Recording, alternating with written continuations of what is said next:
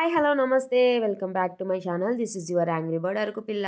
ఈరోజు మా ఊరి గంగమ్మ తల్లి గుడి అయితే ఓపెనింగ్ అవుతుంది. సో, మేము పూజకని ఎర్లీగా వచ్చేసాము. ఈ 2 ఊర్ల మధ్యలో అయితే ఈ అమ్మవారైతే కొలువై ఉన్నారు. ఈ గుడి 2 ఊర్ల పొలిమేర మధ్యలో అయితే ఉంటుంది. ఇక్కడున్న అమ్మవారైతే స్వయంగా వెలిసిన అమ్మవారు. మా 2 ఊర్ల సంక్రాంతి పండగ అయితే ఈ అమ్మ గుడి నుండి మనకు మొదలవుతుంది. ఆ పండగ కూడా చాలా అంటే చాలా ప్రత్యేకమైనది. చాలా జరుపుకుంటారు 2 ఊరు వాళ్ళు కూడా. ఇక నా పూజ అయితే కంప్లీట్ అయిపోయింది. కంప్లీట్ అయిపోయి అలా కూర్చొని అమ్మవారిని తలుచుకున్నాను. చాలా అంటే చాలా మనసుకు ప్రశాంతంగా ఉంది. అమ్మవారికి దగ్గరగా ఉన్న ఫీలింగ్ ఒక మంచి పాజిటివ్ వైబ్స్ అయితే నాకైతే బాగా వచ్చింది. చిన్న పిల్లలు, పెద్దవాళ్ళు అందరూ వాళ్ళకి తగ్గట్టు వాళ్ళు పూజలు చేసి అమ్మవారి యొక్క కార్యక్రమాన్ని అయితే చాలా అంటే చాలా విజయవంతంగా చేశారనమాట. చాలా ఎండగా ఉంది. కానీ అక్కడ ఉన్న చిన్న పిల్లలైనా, పెద్దవాళ్ళైనా అసలు లెక్క చేయట్లేదు. అంటే అంత భక్తితో అమ్మవారిని దర్శించుకోవడానికి అయితే చాలా మంది వచ్చారు.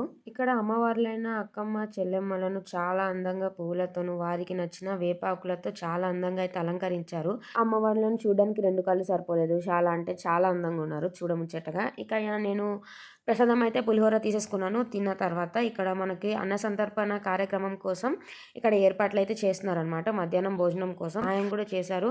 ఇంకా 2 ఊరు వాళ్ళు కూడా అమ్మవారి యొక్క కార్యక్రమాన్ని విజయవంతం చేశారు. ఇంత ఎండలో కూడా అవేవి లెక్క చేయకుండా చాలా అంటే చాలా కష్టపడ్డారు. అన్న సంతర్పణ మొత్తం అయిపోయిన తర్వాత 2 ఊరు వాళ్ళు కలిసి కూడా చక్కగా దింస అయితే ఆడారు. మొత్తానికి అమ్మవారి యొక్క గుడి ప్రారంభోత్సవము, అలాగే అమ్మ యొక్క కార్యక్రమాలు అన్నీ ఏ అడ్డు ఆటంకాలు లేకుండా విజయవంతంగా పూర్తయ్యాయి. అలాగే ఈ అమ్మవారి ఆశీస్సులు, ఆశీర్వాదాలు మీ మీద కూడా ఉండాలి అని కోరుకుంటూ మళ్ళీ నెక్స్ట్ వీడియోలో కలుసుకుందాం. Bye bye.